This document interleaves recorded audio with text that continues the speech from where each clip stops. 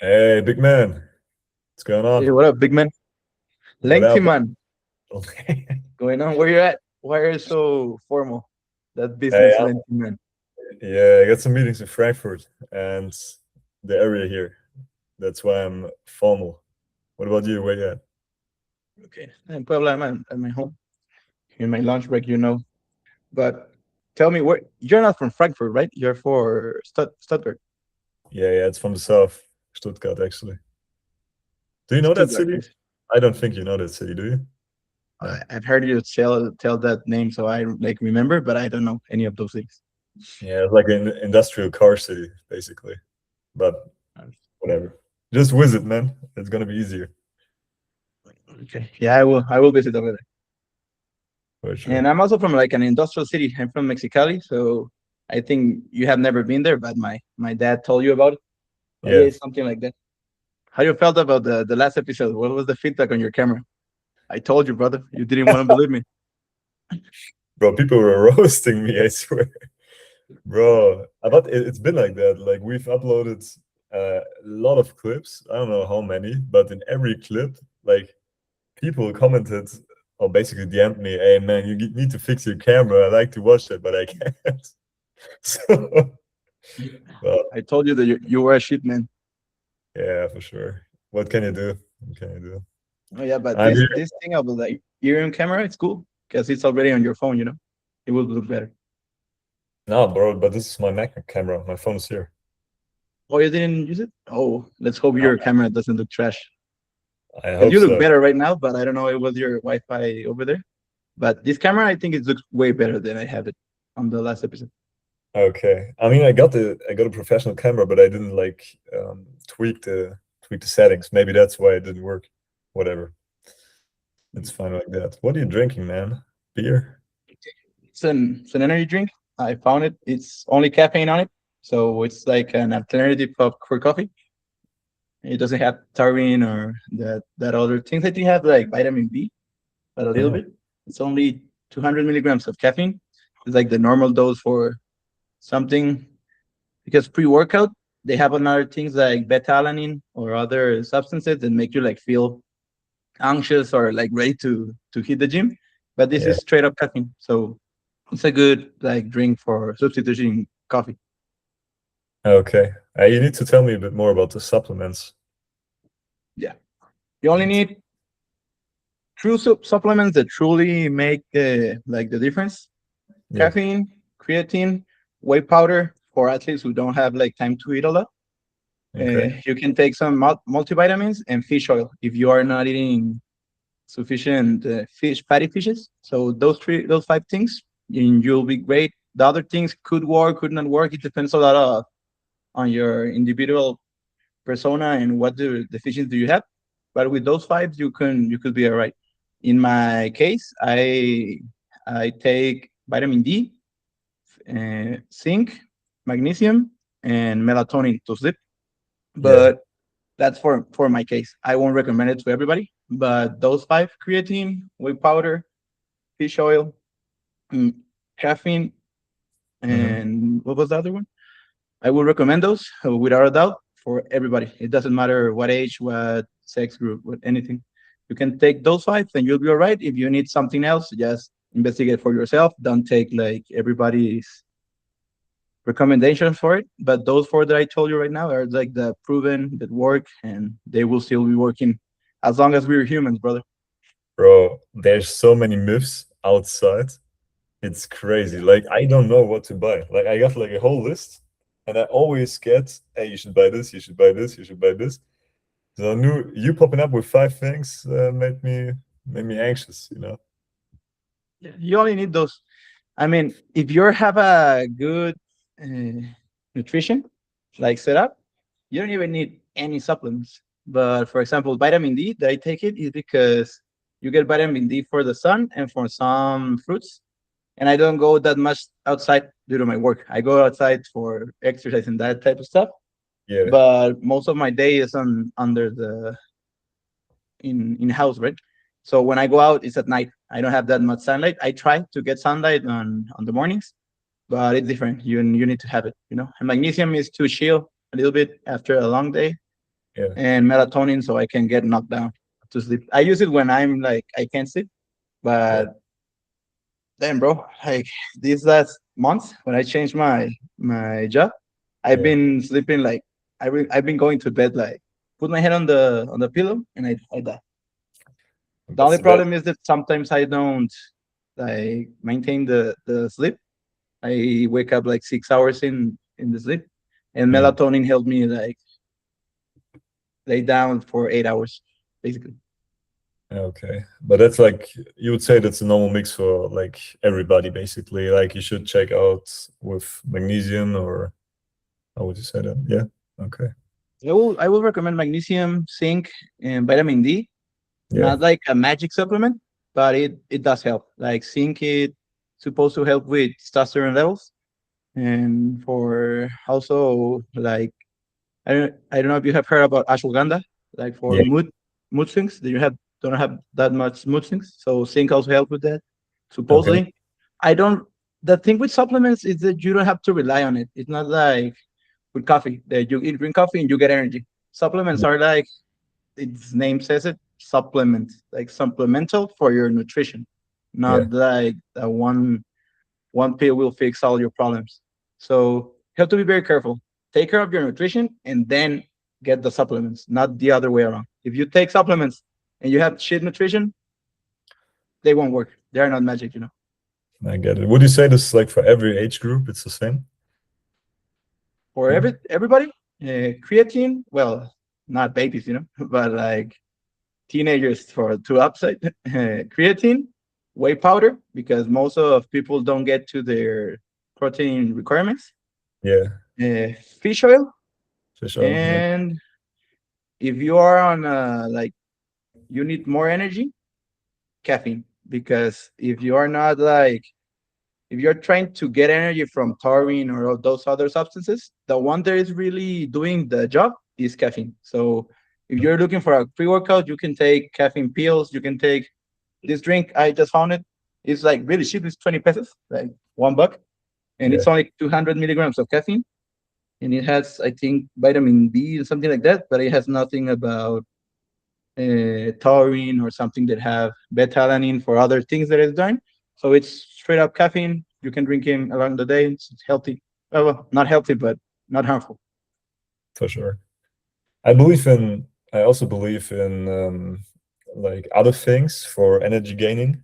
Like I believe in posture, for example, and drinking water, like the natural stuff, which sounds crazy. But I've been watching a lot of Tony Robbins lately, and Tony Robbins talks a lot about state. And if you're not in the right state, and if you don't have enough like energy just by being yourself, then you need to change that ASAP. It's like the same thing which music does to you basically. So every time I slug down and my shoulders are dropping and stuff, I try to get back up and I directly feel the difference. It's also the same like when I hold up my hands basically. I feel like it's so weird, right? But I feel like this is actually helping my mood. Have you had experience with stuff like that? Yeah, I just made a video about Tony Robbins. I was talking about how tall people or in shape people are perceived like on a bigger like social status. There's Okay. studies that are showing that tall people and like fit people get better jobs. It's not like only that, but for like first impressions, tall people and in shape people, they seem to be like more intimidating, and at the same they hold like power. And what you Yeah. said is different that I would say you things like this, like Yeah. this that I've been telling you things like with my chest up and telling you how to do it. It's more Yeah. about perception about yourself Mm. and how others look at you. So yeah, for sure. The thing about posture is that it helps with that you said, that how you feel, but Yeah. it's not like being straight up here is the best posture. So don't take like it's healthy to be upright like here. Your best posture is your next posture always. So because you're here, if you see Oh, I this see guy, it. he's not straight all the way. So it's Yeah. not like the natural posture is not here. It's in most of my clients that I call them, in leg extensions and other exercises, there's a posture called rib cage over pelvis. So what's that? Let me show you a free class over here. Oh yeah. You see me right over there. Let me give you a free class on Yeah, yeah. exercise science and anatomy. Okay. Looking forward to that. So, so what I'm trying to tell you with ribs over pelvis, Yeah. ribs. Let me get my length in my here. Ribs are here. Yeah. Your thorax. Pelvis is here. Yeah. Your hips are here, but your pelvis is here. So, what's the thing that you need to do? Your ribs are here. Your pelvis is here. So you need to get your hips stacked on your pelvis. So it's like here. It's not here, stacked over your pelvis. So here's Yeah. like a natural position and where you can generate more internal stability. So that's a free class over here. I feel it. I feel stability. Nice. Yeah. Yeah, well, nice. Why is that though? Like, why hips over pelvis? It's kind of random. What's going on there? Because what I was telling you here, if you see our spine, it's not Yeah. straight. Our bones, like is the natural position, is not straight. We have like a curvature between Yeah. vertebrae. So in that position, we can be stacked over here. So Mm. it's much thing about center of mass and put it here. It's about center of mass and how you control your body and how you control the where the weight and the forces are taking you.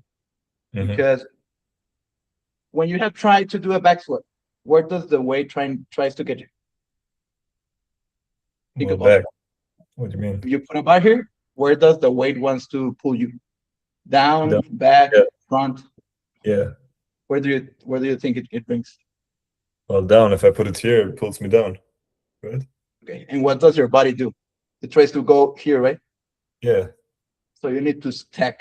Here, the stack position of the rib cage over pelvis is here because you're bringing the weight that is here, you're Yeah. bringing it to the center of mass so you can balance Uh, yourself.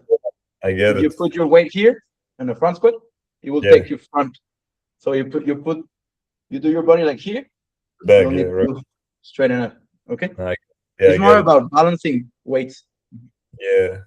I get it. It's about the gravity, basically, and you trying to balance the weight, right? Did I get it right? I get it. Okay. You have to fight against gravity, bro. So the weight's trying to get here. If you get too much here, you're going to go to the front. If you're trying to get too much here, you're going to hurt your back and the weight might go back. So you need to stack here and put your weight here. Yeah. Nice. Quick exercise science lesson. Yeah. We started now with fitness, right? It's like the different topics of stuff. So they don't think that we are only you are the money man, but I'm also the muscle man. Exactly. We're both here. Yeah. Okay. But for sure, man, I loved our conversation last week. I think it was a little bit more fluid. It was the third episode, but we have only uploaded the first one. Yeah. The first two were a little bit like exploring, getting to know each other, Yeah. and how we'll manage these conversations. But I think that last one was a great first try for a podcast. It was 30 minutes straight, so it was great for me. And I Perfect. wanted to elaborate on that because I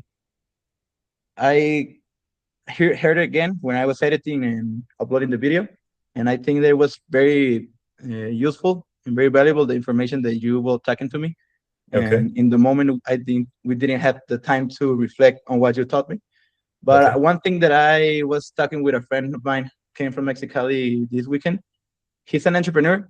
He has a successful business on dog food, dog location services, something like that. Like find them microchips and tags. Okay. But has always been like he started with me engineering. He's the same thing that I am, but Yeah. he went into entrepreneurship and he went into making businesses, taking risk, and all of those things.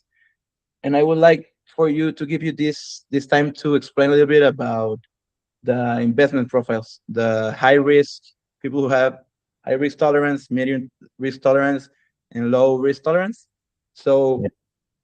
we can learn to see that everybody is different. Not the best investment for a guy is not the best investment for you, because you are different person, different worlds, and different management of systems.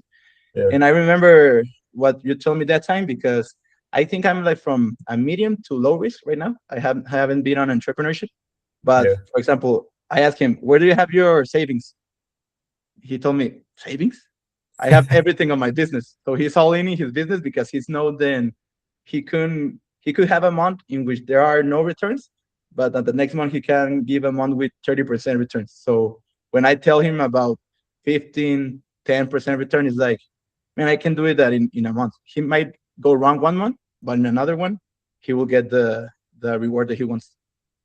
Mm, for sure.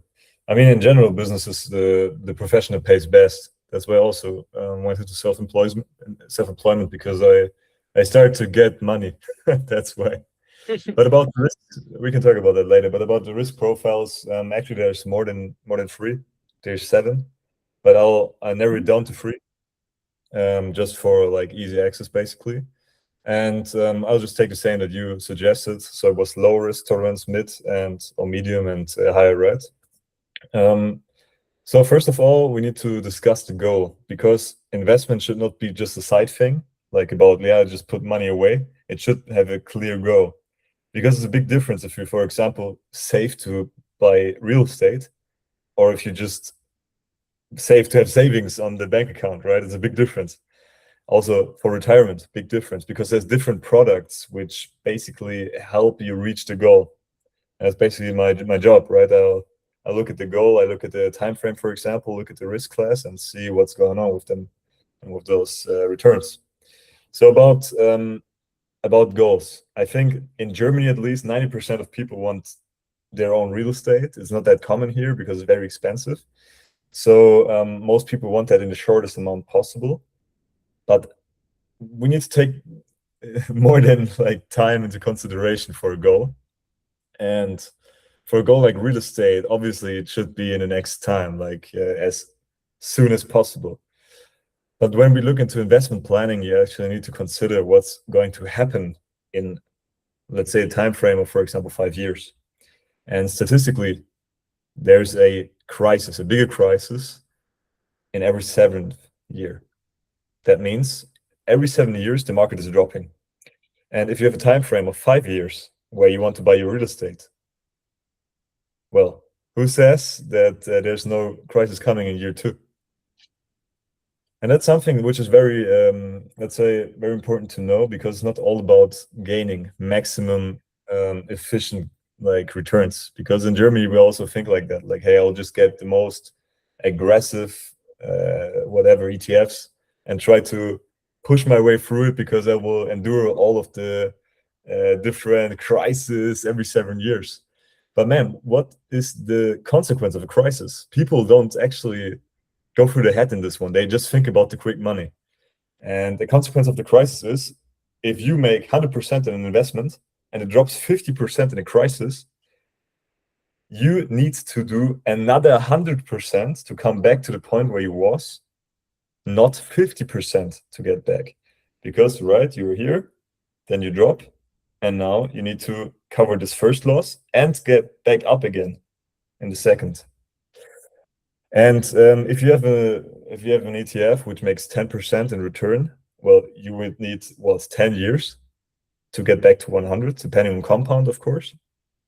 Speaking without the compound, and this is not so easy, and this also elongates your time frame. So what risk classes do, basically, they check, hey, if you have a goal, how certain do you want this to happen? Because the more up you go in the returns, the more up you go usually also in the risk level. So there's a lot of factors to consider, basically. And for low risk tolerance, I usually have people like have a mix of bonds, mixed funds, active funds, something which is more passive, basically. Because, hey, it doesn't really matter what's happening. If I have a bond, which is just you buying debt, right? You can buy debt from a company, you can buy debt from the state. You would, in the end of the day, just be a creditor. So you will lend your money and get interest back in a fixed rate. And that's pretty safe, depending on who you lend it to. If you lend money to Germany, if you buy debt from Germany, Germany has a pretty good buyback rate, basically. So they will give you the money back for sure. It's a bit different in Mexico or whatever you want to look at. But this is like a low risk thing. If you look at medium risk, you should have a mix of bonds and shares, for example, stocks, right? A percentage. And if you have a high risk tolerance, then you should aim at stocks in general. But like I said, you should always look at the time frame first. You were to stereotypize one guy from each of the blocks, what would you say, like its career and its age? Like what is more common? Like for high risk, some years, some occupation. What would you say is like the most common part? What do you mean by that? Like for the high risk, is there an age group who is more likely to be high risk or is more likely to be low risk in that? Like older people are like tend to be low risk or an occupation like a lawyer, a finance guy, or it depends on the people. That depends on the goal, actually, not always on the people. Okay. And in general, people who are male and young tend to take more risks because they know, hey, look, I'm young, I cannot lose so much. Maybe I'm stupid, I don't know. So men who are young, they usually put everything into the most aggressive investments and try to make money quick because society works like that, right? Women tend to have a lower risk level in general. And the older you get, usually your risk level takes down. And I have a very nice example that I want to do with you right now. I think this is pretty cool because people can do that with themselves. So to know your risk level, imagine you're at a haven, okay, and you see two boats. What haven? You said? Yeah, like a haven, like a port. I don't know what that. Where boats are swimming. Oh, okay, like a port. Okay. Yeah. So imagine there's two boats and you want to buy fish for the whole week, and you have $100. So you go to the first captain, asking for the fish basically, and ask him if he has fish right now, and he will tell you, yeah, man, like we didn't really buy the fish or get the fish, but we will go sail out. There's one problem though. There's a big storm coming, and our strategy is, well, when the storm is hitting us, we will come back as fast as possible and fuck all of the fish which is in the sea and just take everything we already got. So you go check with the other captain, with the other boat captain, and say, hey, look, the first guy has the strategy. He will take the fish and fuck off as soon as possible if the storm hits. What about you? And the other guy says, nah, we're not playing like this. Like, we will stay there because everybody will go back, and I will just, then use the time to get as many fish as possible. But if the storm hits, we kind of fucked, but we take the risk. So of 100 euros or $100, how would you distribute to the two boats? Okay. That's nice. I would think that like 70 bucks to the sure thing and 30 to the gamble part. Okay, so this was obviously an example to check your risk level, and you're a guy who's kind of into low risk, medium risk, like you said, and of course you can like pull this example even further. And the second example I do with this, so you said, okay, you will put $30 into the boat two to get as many fish as possible. But let's imagine that the captain in boat two says, hey, look, there's something new which I want to tell you, because you already told me, hey, you will give me $30. So right now, I can go out and back 10 times for you. But there's this new thing which is called autopilot. And this autopilot, basically, I will just tell it to go out, and in 2 or 3 hours it will come back. Nobody will, maneuver that thing. Even if the tsunami hits, nobody will do that. So I can just relax here, obviously I have more expertise in that. Obviously I can get the boat back and see if there's a crisis coming. But the autopilot is a bit more cheap. Like, you don't need to pay me with those $30. There's no fee in it. So of 10 rides, how would you like to have the boat go to the sea and back? How would you distribute it with autopilot and with the captain? If there's like AI powered, I would really believe in the autopilot. I would trust it. I will need to evaluate it. But if you're telling me it's like an autopilot, it's the same thing as a captain, but with AI capabilities, I would let the autopilot, less risk and less money. I would use it. Okay. Well, in this case, I also figured you would say that because you know a lot about AI, basically. So what I was doing with this example was like basically build or organize a portfolio in my head for you. And I noticed, okay, those 70 euros, or $70 basically, they need to be considered in a more passive defensive portfolio. Of course, depending on the goal, of course, but in general. And those $30 we should consider in a passive ETF, not in a managed fund. So your portfolio structure would, like simple portfolio structure would look like 70% bonds or mixed funds, 30% ETFs. Okay, nice. And do you think that, but for example, I look ETFs as safe. They're not safe, like S&P No, 500 and like that. They're not considered like a safe or low risk. nah. So this is a longer topic. Okay. How does an ETF work? ETF means exchange traded fund. And exchange traded fund is basically you can do a lot of variants of ETFs, but let's keep it basic. So an exchange traded fund is usually just mirroring a index, an index. So it's like, for example, the 500 biggest companies in the US, and you can buy, which is called the S&P, and you can buy an ETF on the S&P, which is just replicating the 500 biggest companies. That doesn't mean it's safe though. It's just replicating a statistical measure. What a portfolio manager does, he picks different companies on the evaluation, or depending on the criteria he checks out basically, and will put together a portfolio. So there's like this rumor, I don't know where it came from, that what was it, 95% of portfolio managers cannot beat the market. But this is the wrong perspective. Like, you should not check at the markets which don't need a portfolio manager. And this is where efficient and inefficient markets come into place. What do I want to tell you with this? Basically, it depends when to use an ETF and when to use an active managed fund.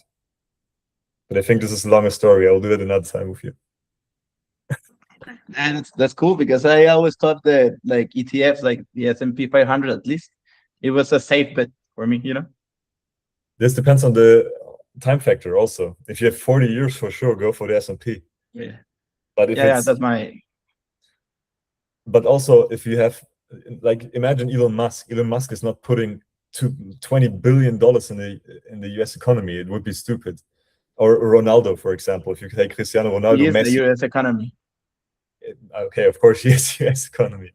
So he knows it's stupid. Yeah. So Lionel Messi, for example, he will not put all of his money into the US because he knows if there's one shortage into NVIDIA graphic chips, everything is fucked, for example. Right? So he will diversify his risk better. That's what I'm saying. That's about the risk factor. And that's also what family offices do. So a family office is a big, big, big company which manages the fucking load of money of those rich celebrities every day, all day. They have like 100 tax advisors who are just checking the laws, basically. And they are not investing everything into an ETF. That would be stupid, right? Everything on autopilot, 100% every day, like in the Fisher boat example, right? Yeah, for example, for a guy like me who is like getting their money up like for savings, for future plans and things like that, while trying to get their income to grow? Yeah. Is it, should I invest in someone who manage my funds, or I can do it only with the S&P 500? Also because I like it. It's not that I'm afraid of it. I kind of like it, but I don't like it as much as being all day on it. But what's your goal? Live a good life and save a little bit for the future so I can have a family on the, I don't know the time horizon right now, but would like to have a family, my own house, obviously, and live a good life while I like to enjoy what I earn. Not be like flourishing, but live a good life. You know? Well, I get your point, but this is not a goal. So Yeah, in our sure. studies, we always say, hey, a goal is a goal when you can apply the SMART rule. Do you know that? Yeah. So we Smart, need measurable, achievable. What's the R for it?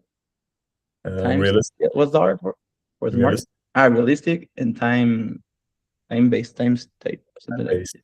Exactly. When you tell me, okay, I will want a family, I need to be that direct right now. Like if you want a family and you want a chill life, but what does that mean? Yeah, I got my Excel that I did with you, Lengthy man. Don't think I forgot about it. I have it over here on your computer that you Well, showed me the cost of a child, the cost of the education, food, a car, exactly. and something like that. I have it here. Yeah. You need to That's be detailed in that because if you just take a random door, like I'm in a hotel right now, and if I just go through a random door, it will have a random outcome. But I need to have the right door to go into the right outcome, right? So I need to check what does my door look like. If I don't know my door, how do I know where to enter, right? So if you want your family yeah, to that's live true. with That's the 2 same million, thing on fitness, bro. You have to set a goal that you want to get because you can do anything, but you can do everything at the same time in fitness.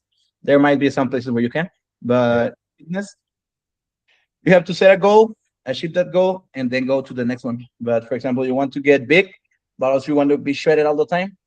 yeah, It's not like it's more time consuming. It's not that efficient. It's better so you put muscle one time, and you will be a little bit fluffy, a little bit fat. But yeah, when you go on weight, you look big because you already had this muscle. And exactly, same thing, if you are trying to lose fat and get strong as hell in the gym, you won't be able because well, for a moment you will be able because you have higher body fat percentages. But at the moment when you are in very low fat percentages, you won't be able to lift as much as you can when you are bulking. So yeah, yeah, that's true. That's for sure true because I do it with my clients every time. I set a goal and it's a goal for 1 month, 3 months, six yeah, months, and a year. So and it's also how you feel and how you look. So yeah, ex- that for sure. I do the workouts based on what they want to do, not only in like the short term, but in the yeah, long term. So we yeah, have a plan for it because fitness goals are not achieved in a month, in 3 months, in 6 months, but there's some improvements each month and each week. yeah, So getting those small wins, the things that we were talking about last episode, about quick wins yeah, between the ultimate goal, it's great to do it. And it's a process so you can achieve what you wanted to do. for sure. Yeah, that's nice, bro. You got it. I was thinking you were only going to tell me about investments, and so that way that you went, I loved it. Appreciate it. It makes it more like, I don't know, more achievable, basically. Because if you only talk about numbers, it's getting boring. Nobody will remember that. There's also a nice thing I heard. You have a favorite song, right? You have something which you sing in the shower, for example, right? I heard this There's nice three quote. things you shouldn't be doing, like as a grown ass man. Sing in the That's shower. one of the things. That's one of the things. Okay, you don't sing, but you have a you have a favorite song, and there's a high probability that you will know all of the lyrics of the favorite song, mostly. But if I ask you for your favorite book, you could probably not cite one whole page of the favorite book, like word by word. But with the song, you can. And I find it fascinating because they roughly have the same in words. Mhm. So this is something which comes into place, I think, also in another podcast episode, which is about rhythm, because rhythm and symbolics and emotion makes things memorable. That's true. You make it enjoyable. You can relate that with rhythm, right? Like, or rhythm in achieving thing is like, okay, this is my flow. So yeah, that's cool. That's a great topic. Where do you hear it? Well, I think it was a sales psychology course I did, actually. Okay. A long story. By the way, how long can you talk today? It's I have like 15 more minutes. that's okay. That's fine. And I will also want like to talk with you because we had this talk here in Real Madrid when you were still here Yeah, about the Daniel-Kruger effect and how not to be. I don't know if you remember what was the meaning of that. Dunning-Kruger effect. Daniel or Denning? I don't remember. Danny. I don't know why I write Daniel. Danny. Was that like overconfidence, something like that? Yeah, but it's overconfidence in a moment. It's like when you start learning something, you know that you know nothing. When you start learning something like months in, you think that you know everything. And as long as you keep learning, you start noticing that you don't know anything. So you go Yeah, back, you go down, you go down. And when you're an expert, it's like, man, I know, I know that I know something, but I know that there's way too much so I can learn. But the danger zone that I was telling you that you shouldn't stay there is on the top.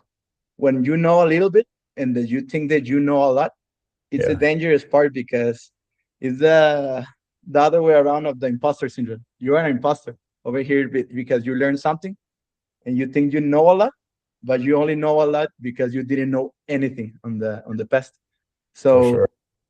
what I was trying to get with this is that I've been like looking at people and more with social media that it's like boost your ego that you can talk and nobody would say nothing. Everybody has a an open mic. We have an open mic and we're not like the most experts in our area, Yeah, but at some point, some people think they know a lot more in fitness. They grab a mic on the gym and they start doing saying things without like the basis of it. So the point of that is that you need to know where you're planted. Don't be like sadist with yourself about saying you don't know anything, but make sure that you are not feeding your ego, your bad ego, with this type of knowledges, and acknowledge that there's people who are more expert than you and who have more expertise on these things, and strive to learn more. I think that's a cool topic to discuss with you because mhm, I think we both like to continuous improve, keep educating ourselves and learning about that thing. And I'd like to have your input on that Dunning-Kruger effect. mhm. So I have that a lot with people. Well, I had that a lot with people who thought that they read like 2 Warren Buffett books and said, "Man, I'm good now with investing. I'm that guy." It's funny because I'm always like, okay, why do you think I do this job? I could have read these 2 same books. So what do you think is my function? And they're like, well, I don't know. Maybe you just try to sell some shit. It's funny. Like people actually believe that, just as an example, the MSCI World, the iShares Core MSCI World is the best fucking investment ever. And I'm like, okay, so tell me more about it, as you know everything. So let's suppose that the MSCI World, which is basically just it's 1,300 companies, which are 70+% in the US. So it's basically like the S&P 500. It's the same. But people don't know that. They say it's diversified in all of the country, for example, all of the world. So I tried to, I tried to irritate them a bit. I tried to like tickle their nerves because they don't know shit. They just think they know it. And as the economy was working the last few years and the S&P also was working upwards, which is also a good investment, don't get me wrong, but not the only investment. People got this overconfidence, bro. Like they were screaming with confidence, and if somebody talked about investing, they were like, man, I'm that guy, like I know everything about that topic. And then asked like one simple question, for example, okay, I don't know, what happens with your investment if the Chinese go into Taiwan? Silence. They're like, well, it doesn't, I don't know, nothing really, it will just work out. Okay, but let's imagine you have 100,000 euros in this investment, and then the Chinese go into Taiwan, and you need the money tomorrow because you want to buy a house. So what then? Well, that will not happen. So, and this is something where I see the Dunning-Kruger effect a lot. And people actually underestimate like advisors and coaches, because it's not only about that we can show you the most efficient way, but also we get you focused, bro. Like it's like with a horse, those horses who wear like the things here on their head. Like people are just focusing on stupid shit and think they know everything, and they go into the wrong direction. Like with the example which I did with the hotel floor, they will just go into any fucking door and then wonder why they lost so much money and blame it on the economy, but it has nothing to do with the economy, but only with their own skills. And you should be open enough to recognize that. And a book that I really love, which really helped me a lot, is Principles by Ray Dalio, who is the biggest hedge fund manager, or was the biggest hedge fund manager and the leader of the biggest hedge fund in the world, Bridgewater. And that guy basically said, the sweet spot is knowing a lot of shit and being open to new shit. And if you have the mix of both, who's going to stop you? Like, you're going to be open to new perspectives and will learn much more. And also you will know enough to know that the thing you said, that you don't know. Yeah. So that's the sweet spot. You should always be open. That's the thing that it talks about. It. No, continue. Sorry. Yeah, you should always be open. It doesn't matter who's talking to you. Obviously, you should also recognize who's giving you the advice, and not just take it from any random guy who's not there where you want to be. But yeah. You still there?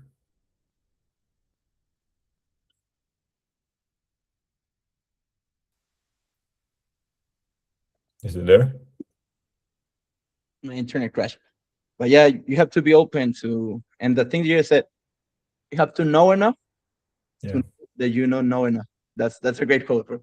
I love it. I love it. That's the Dunning-Kruger effect on its principle. But yeah, for sure, I will buy that book that you said. I would like to read it. I've been focused on like fitness and work that I stopped reading a little bit.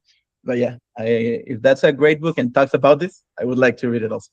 Yeah, for sure. You need to read that. That's amazing book. It breaks down, I think, the principles of success in a rational way, which no other book could do. So yeah. Yeah, it's nice. And I was also talking about some part of that, how negative people sound to the media. Like if you go to a news channel and you say, "Oh, the S&P 500 crashed 20% yesterday and it plummeted 15 this year," you will sound like you're smart and you will sound like you are establishing something or like bringing something new. But you say, "Oh, the market has went up 10% in for 10 years," nobody would say nothing, because it's like the optimistic thing to say. But if you say the bad thing, everybody will catch up your attention and like, "Oh, he's smart, he knows what he's doing." But if you're like optimistic about it, and that's the way that I would like to describe myself, it's not like being delusional optimism, but like an optimism that if you do the correct things, you will get on your goal. Yeah. So yeah, that for sure, that's a book that I would buy. For sure. Yeah, it's great. It helped me out a lot. Like I learned a lot of stuff, because the dude is also like 80 plus, so he also has some life experience in that. Yeah. No sabe el diablo por viejo que por diablo, mi Luis. Yeah. Exactly. Whatever he said. The saying here in Mexico that the devil knows more because he's old than because he's the devil. So like an Okay. old wolf theory, I got it. Okay, I got it. Cool. Yeah. Yeah, basically. Same thing. Yeah. I think that will be great for this episode, and we can catch up on last week. Thank you for hearing it. And I think it was a great continuation from the other episode. Now I speak a little bit more about exercise. Let's next episode we can talk about business in your side and some AI for my side. Yeah, let's do that. All right. See you, big man. Have a great day. See you, big man.